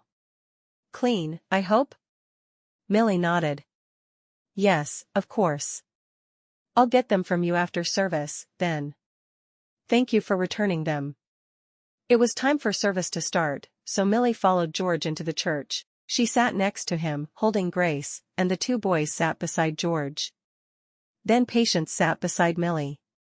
Millie did her best to pay attention during the long sermon, but to her, church was for daydreaming. She paid enough attention that she'd be able to tell George the sermon was about women obeying their husbands, and went back to staring off into the distance. It was the first time she'd had to just sit since coming to Minnesota, and she wasn't going to waste it listening to some old man talk about the Bible. After the service, Millie made sure the women picked up their things from the back of the wagon, and waited for the family to be ready to go. She'd met a few women she could like, but they all seemed to be under Agnes's thumb, and she didn't find Agnes very pleasant. She'd rather get to know them all individually, anyway. One young woman, around Millie's age, walked over as she stood looking around her, holding Grace. "Hi. We haven't met yet. I'm Elizabeth, but everyone just calls me Bess." Millie smiled. "I'm Mildred, but everyone just calls me Millie." "It's nice to meet you. It's nice to see another young married woman around here. How old are you?" "I just turned 18. You?" "I'll be 19 next week." Bess grinned, obviously excited at the idea of having another young woman in the area. "You married George Stevens, right?" "I did. Where in the area do you live?" Millie hoped she lived close enough for afternoon visits during the week when her chores were caught up. It would be so nice to spend some time with another young woman. "I'm about a mile from you. Easily close enough to come by some afternoon." "I'm sure you could use some company." Millie nodded emphatically. "I have a lot to do, so if you can talk while I mend or cook, I'd be happy to have you any time." It was as if the other young woman had read her mind, suggesting afternoon visits. She loved the idea and hoped they'd happen soon. Bess's face lit up. "I can do better than that. I can help you with whatever chore you're doing and get it done in half the time, then we can sit and chat for a bit." Millie smiled. "I'd love that.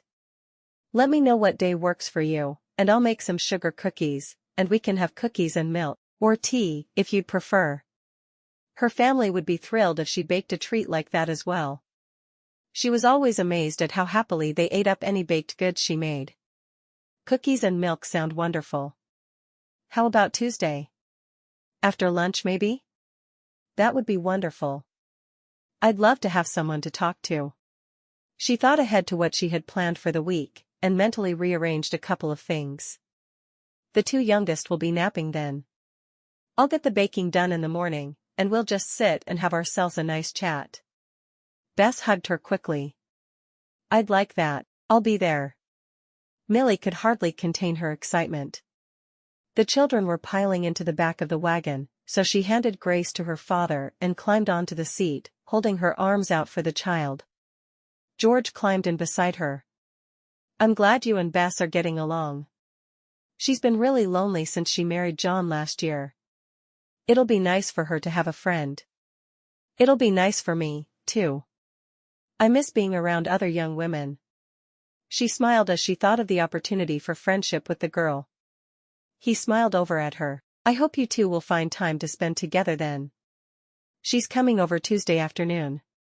She hoped George wouldn't mind she'd invited the woman over without talking to him first, but it was her house, too. George nodded. Sounds nice. You've worked hard this week and should take some time to sit down and get to know some of the other ladies. Millie felt as if he'd given her the best compliment in the world. You don't mind if I sit with her and don't work while she's here? Of course not. As long as everyone's fed, I see no problem with that at all. When they got home, Millie fixed a quick lunch and they all sat down to eat. Will you work this afternoon? She asked George. He shook his head. Not on Sunday. What will you do this afternoon, then? She asked. She knew that a lot of men took Sundays off, but she had no idea how they kept themselves busy. The men she knew tended to work all the time. I thought we could all take a walk. Would you enjoy that? She nodded. What about the little ones, though? They need their nap. I can carry Gracie, and Jacob will be happy to skip his nap for one day, won't you, Jake? Jacob nodded. I don't need a nap. I'm not a baby. Millie smiled at him. I know you're not a baby. She looked across the table to George. I'd like that. She was practically giddy at the idea of a day with no chores other than cooking and dishes. Spending a day just getting to know her new family sounded like heaven to her. After the lunch dishes were done, they all changed into their everyday clothes and went outside.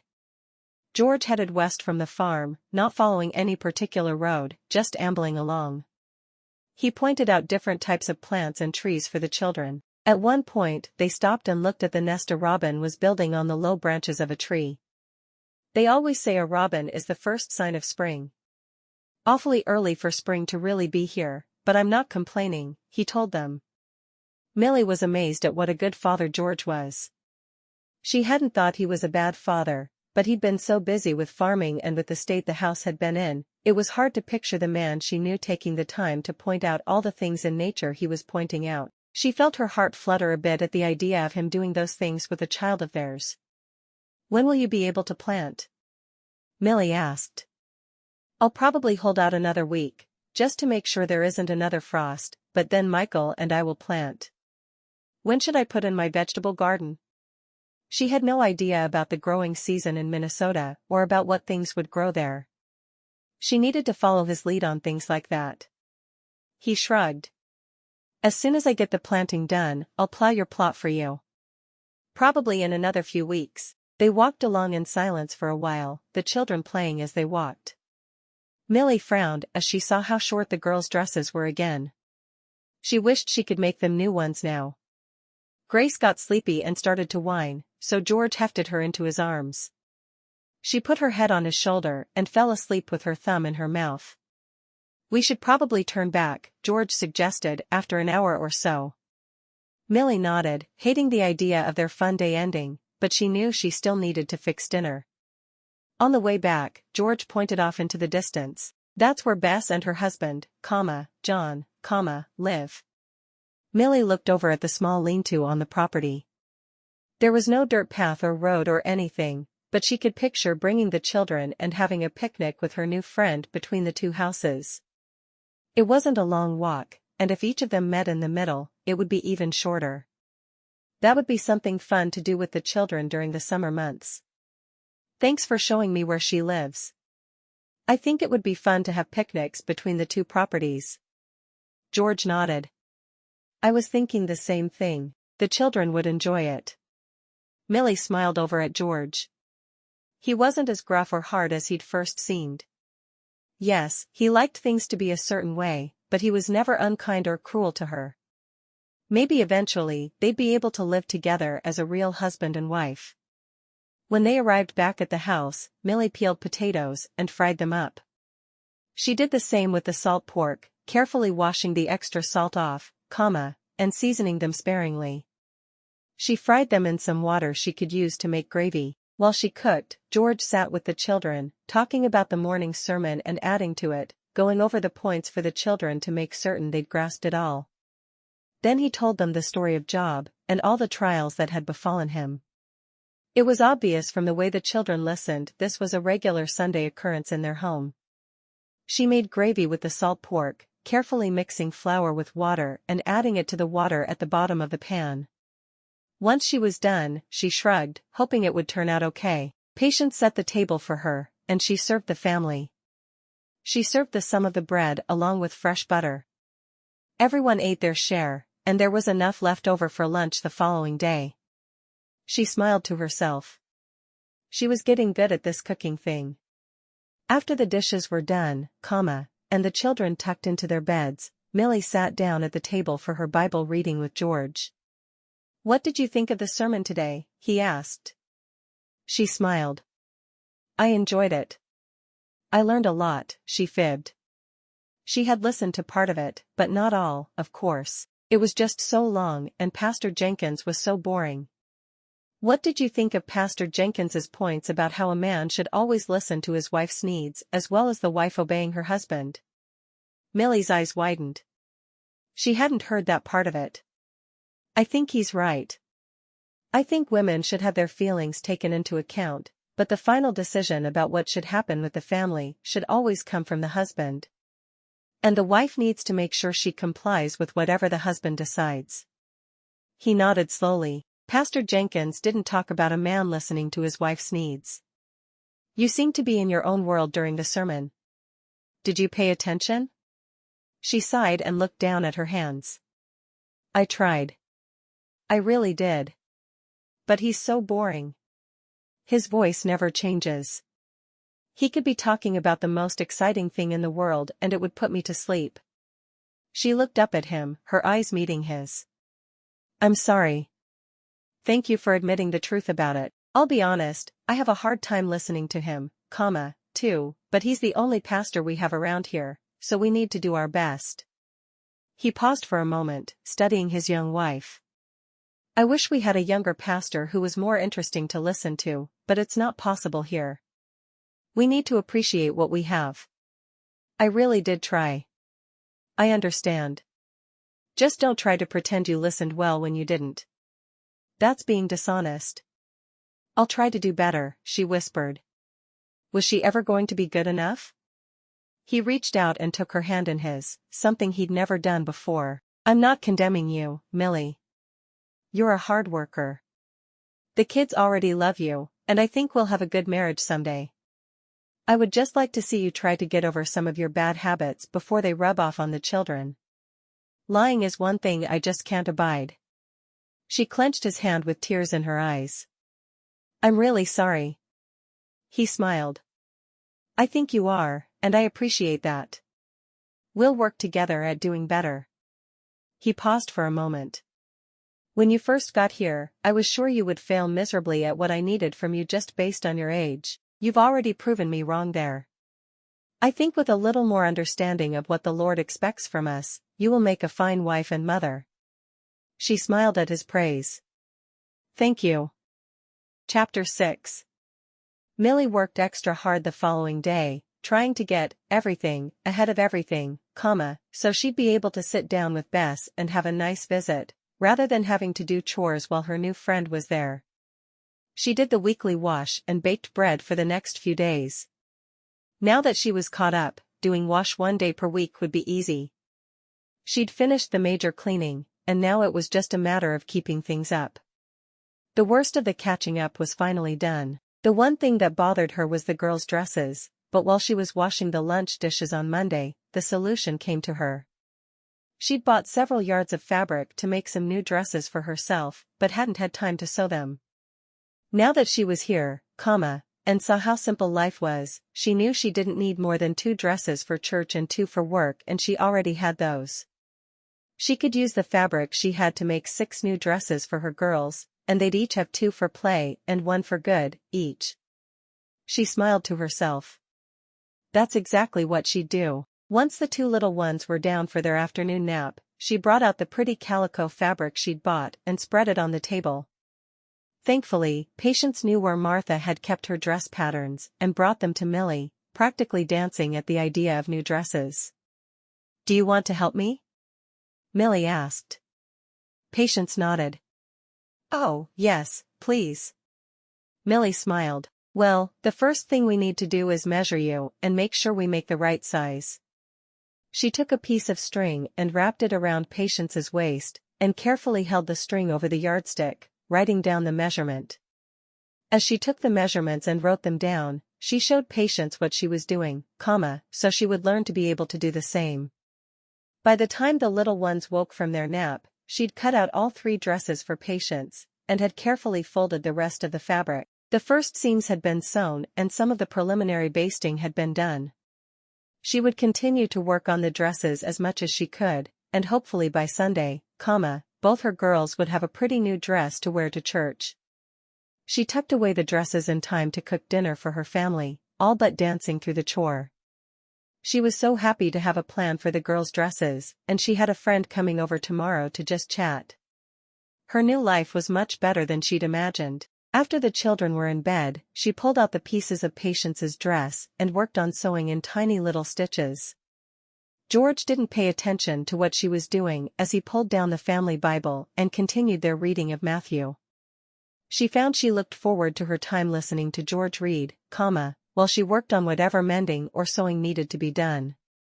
It was a good way to end a busy day.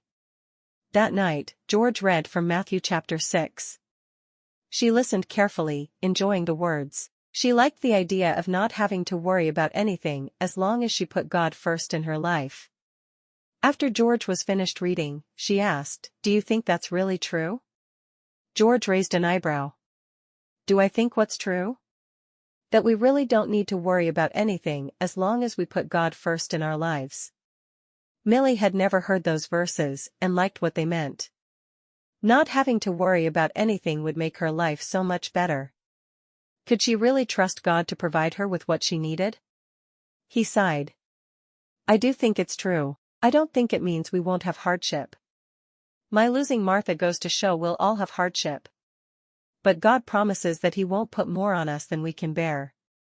She tilted her head to the side, thinking about it. "So we shouldn't worry about where our next meal will come from as long as we worship God? So why do we even have to work? Or cook? Won't God provide?" He grinned at her simplistic view of the scripture.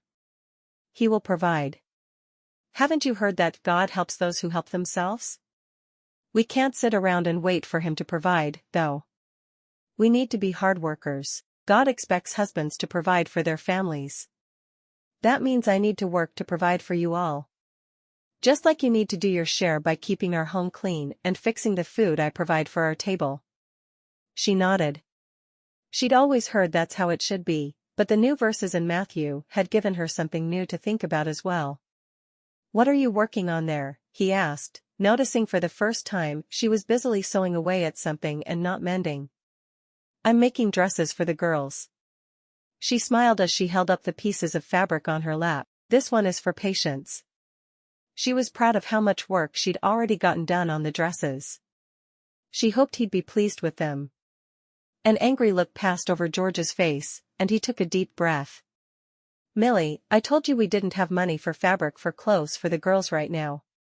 Did you put it on an account at the store?" His voice was mild, but she could see how angry he was. No, she shook her head emphatically. "I brought fabric with me to make some dresses for myself. Now that I'm here, I can see I don't need more dresses than what I already have, so I decided to use the fabric to make dresses for the girls." She was hurt that he thought she'd deliberately disobeyed him like that. "I'm sorry. I just automatically assumed the worst and I shouldn't have. Thank you for being willing to use something you'd earmarked for yourself for my girls. It's for our girls, and I don't mind using the fabric for them. They need the clothes a lot more than I do." He reached across the table and put the dress pieces she was still clutching onto the table, and took both of her hands in his. "Will you forgive me for assuming the worst about you?" She nodded, smiling. "Of course, I do. How could you trust me when I came out here under false pretenses? She was happy he was holding her hands for the first time. Did that mean he was starting to love her as she loved him? Her eyes widened. Did she love him? She hadn't realized it, but she did. She loved this gruff, godly man who put his children above everything else in life. How could she not? I've forgiven you for that. I need to stop dwelling on it. You have? He hadn't told her he'd forgiven her. Hearing him say so sent a small thrill through her. Their marriage was getting closer to working out every day. Of course, I have. How could I trust you with my children otherwise? Thank you for giving me the chance to prove to you I can be a good mother to them. She promised herself then the children would never want for anything she could provide. If it meant giving them the food she was about to eat, she would do it. He smiled. I'm glad you're here, Millie. You're making my life a lot easier with your presence. He still missed Martha, and felt like he was betraying her by letting another woman come into her home and take her place, though. But he didn't have a choice. Their children needed a mother, and Martha would see things the same way he did. He needed to remember to thank Agnes for her meddling at church on Sunday morning. Chapter 7. Millie carefully followed the instructions for sugar cookies the next morning while George was in the field with the boys. She kept smiling to herself, feeling that she and George had a real breakthrough in their relationship the night before. Patience helped mix the dough, while Grace ate small pieces of it, giggling the whole time. By the time the cookies were finished, Grace's face and bib were covered with dough. Millie laughed as she took a cloth and wiped off her face and hands. Millie thought Patience was looking forward to having a guest as much as she was. Patience told her Martha had never wanted anyone to come over and visit. The only time she'd ever seen outsiders before her mother died was when they went to town for church. Millie knew she was as different from Martha as night and day. She liked to have other people around, although not too many at once. Once the lunch dishes were done, Millie brought the fresh milk up from the cellar and set it on the table. She put out a plate of the cookies and some small plates for serving. Both of the little ones were down for a nap, so she sat at the table working on the dress for Patience while she waited for Bess to arrive. She'd given Patience 2 pieces to sew together, showing her how to make the small stitches necessary for a pretty garment. Millie had the door standing open as they worked. There was no sound of an approaching horse, just suddenly a head popping in the door. Hello? Millie jumped up. Come in. We've been expecting you. She indicated the chair at the head of the table. Have a seat. I hope you don't mind if I keep sewing while we chat. I'm trying to get new dresses made for the girls before Sunday morning. Oh. New spring dresses. That's a beautiful pattern, she said, pointing to the fabric. It was a pale pink with small flowers of different colors woven in. Millie had fallen in love with it as soon as she saw it. She'd cut into it first, so she wouldn't be tempted to keep it for herself. The girls needed new dresses more than she did. They do look like good spring and summer dresses, don't they? She smiled down at the dress taking shape in her hands. She would be proud of her girls wearing these to church on Sundays. They were going to be beautiful. Would you like some milk and cookies? I baked the cookies fresh this morning. I'd love some. Bess's eyes lit up as she responded. She was such a sweet, friendly girl that Millie found herself drawn to her more and more. Are you from around here, or did you move here after you married? Millie asked her. She poured them milk and served cookies, making sure to include Patience by serving her some as well. Patience set down the pieces of dress she was working on basting together and picked up a cookie, taking a tiny bite off of one side. All her attention was focused on Bess and Millie and the conversation they were having. Bess sighed. I grew up here. I met John at church, and we courted for a while. I've lived in this same little town my whole life. Millie smiled. I think it's a beautiful little town. Where I lived, in Boston, it was dirty. No one really seemed to care about anyone else. The crowds in the city were terrible. I'm so glad to be here where it's so fresh and clean all the time. Bess tilted her head to the side as if considering her new friend's words. I never thought of it that way. I guess it would be fun to see a place like that, but I don't know if I'd want to live there. She took a bite of the cookie. Was it fun being a mail-order bride? I don't think I could agree to marry someone sight unseen like that. I'd be too scared. I was fortunate. I ended up with a good man who treats me well, and 4 wonderful children. She paused, taking a sip of the milk in front of her.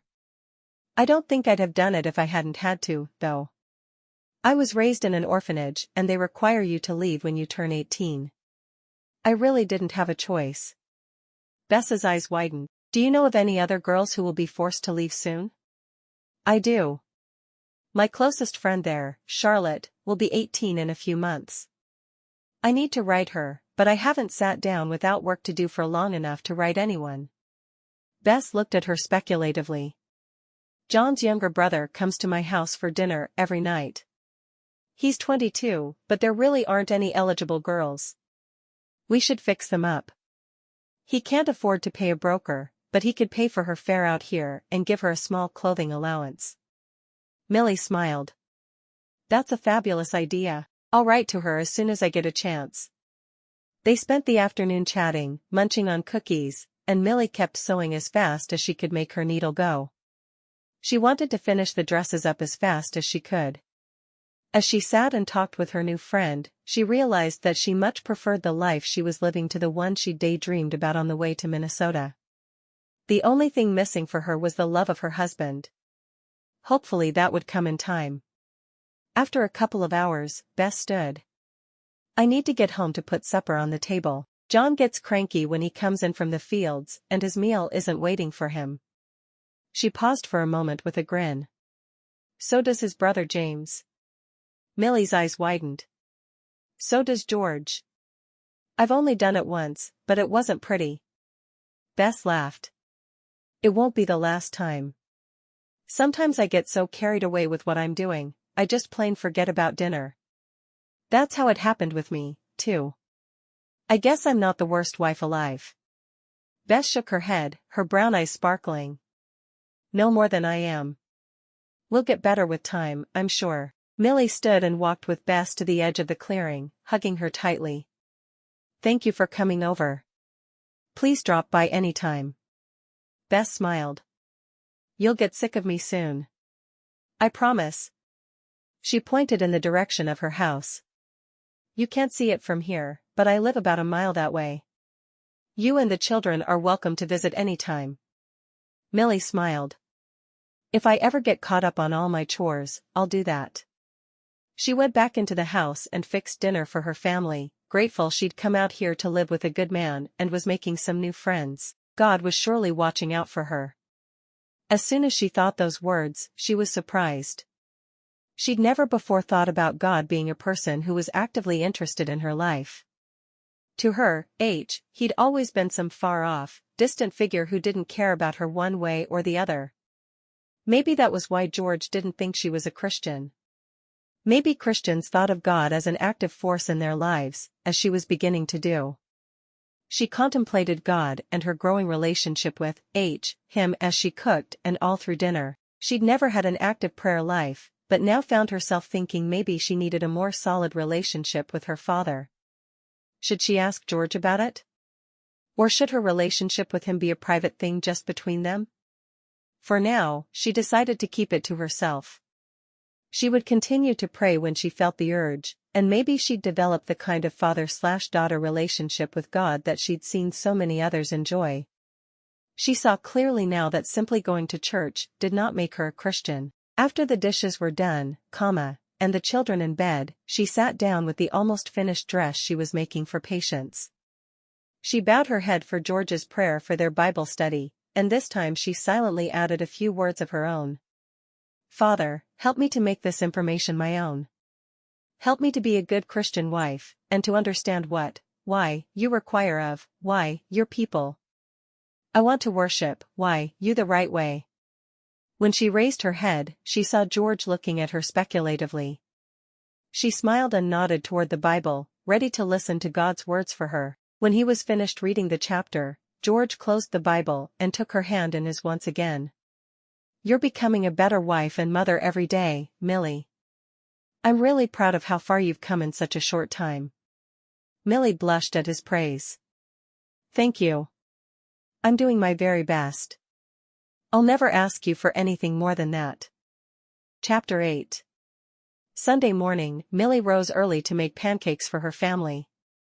She smiled on her way to the henhouse, happy to be able to provide a special breakfast for her family.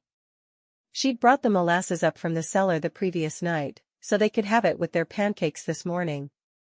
She waited until the batter was mixed and the skillet heated before waking George. She knocked lightly on his door, and he jumped out of bed and went to do the milking. Once the pancakes were finished, she woke the children and they all had a leisurely breakfast, talking about what special things they'd like to do with it being Sunday. "Could we go on a picnic, Papa?" "We used to go to the lake every Sunday," Patience asked wistfully. George looked at Millie. "Do you think you could have everything ready for a picnic before we leave for church this morning?" She nodded.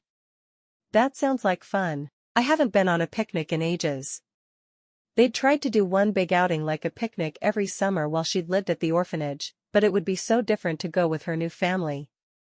After she and Patience had finished with the lunch dishes, she packed a basket with bread, jam, and a jar of fruit, along with plates and utensils and a jar of fresh milk. They'd have a regular feast down on the banks of the lake. Millie was happy to help her girls into their new dresses for the first time. She saw a few tiny flaws, but she smiled as she brushed their dresses flat. They looked beautiful. She put a pink ribbon in Patience's pretty blonde hair and a blue ribbon in Grace's red hair. They looked so good in their matching dresses. Grace spun to let her skirt flare out around her. "I look like Sissy." Millie laughed. "You do look like Sissy."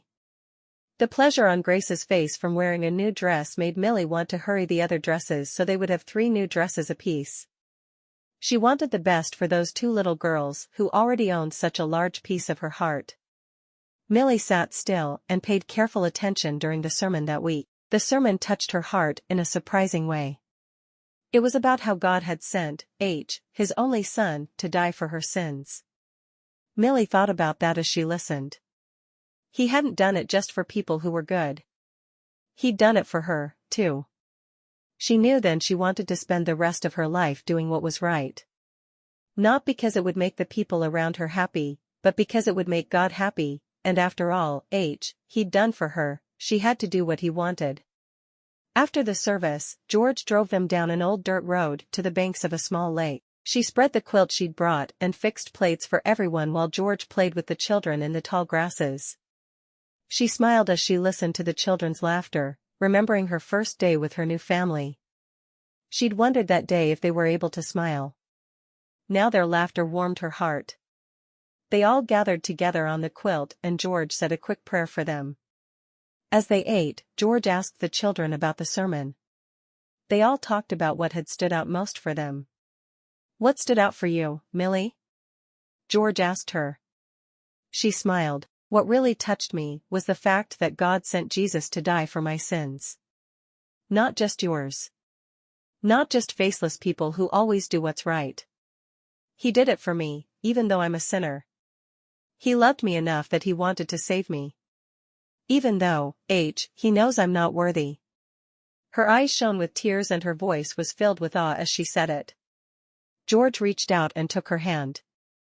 "You understand now?" She nodded happily. "I'm so sorry I lied to you, George. You have my word, it will never happen again."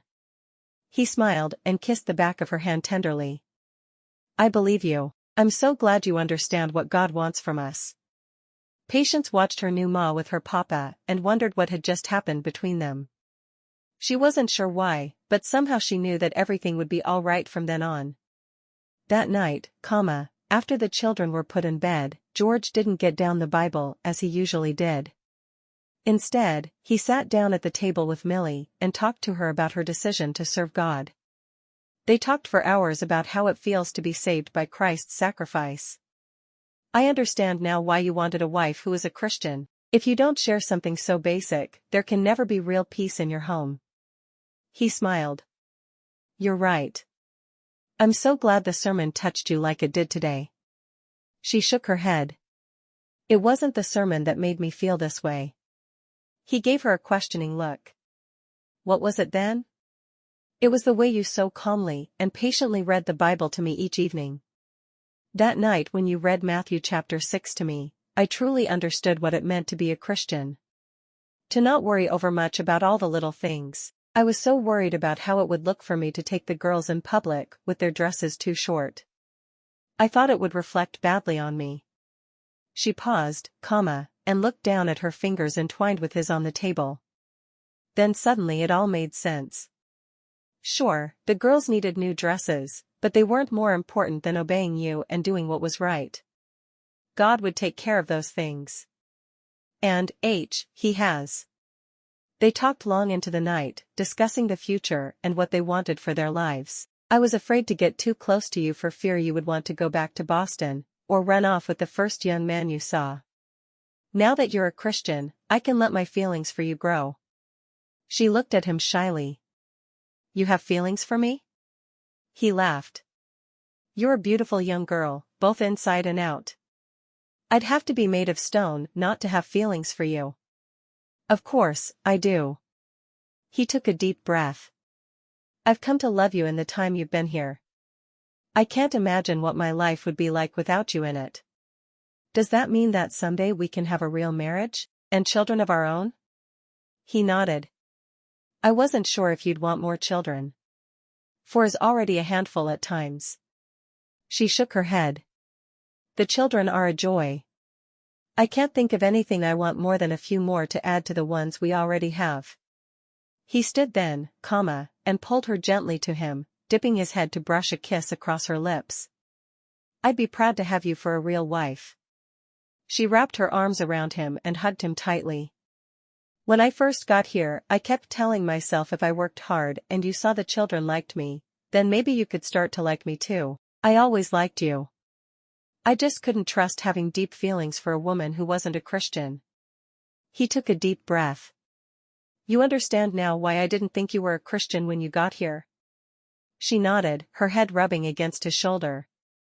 A real Christian wouldn't have lied to you just to make her own life better. I really did think I was a Christian, because I'd gone to church every Sunday. I truly didn't understand the difference. Now I do. He smiled down at her. I'm so glad. Thank you for being patient with me. And thank you for loving me. I'm going to be the best wife you could possibly imagine. He smiled. Just be yourself and you'll be the woman I love. I love you, too, George. Chapter 9. We've been married 4 months today, Millie thought to herself as she put dinner on the table. Her life had changed so much. The house was now spotless at all times. Dinners were much easier to deal with, because she rarely had to look at her recipes for help. And the children. Grace was potty trained now, and her life was much easier as a result. And it was a good thing. She was going to need those diapers again in a few months. Her hand went to rest on her still flat stomach as she thought about it. She'd have to tell him tonight, she thought. Should she tell him alone, or tell them all at dinner tonight? It had been over 3 months since she'd moved into George's room with him. She was happier than she'd ever dreamed she could be, but not only because of the love she and George shared, or because of the children. There was a peace in her faith that was different than anything she'd ever experienced. After George's prayer before dinner, she decided to tell him in her own way. We need to make some changes in our seating arrangements around the table soon. George looked at the children. They were all eating happily. There didn't seem to be any problems to him. Why's that? We're going to need to have a chair for Grace, so the new baby can sit in her high chair, she said with a grin. George's eyes opened wide and his lips spread wide in a grin. Really? She nodded. Really. We're about to become a family of 7.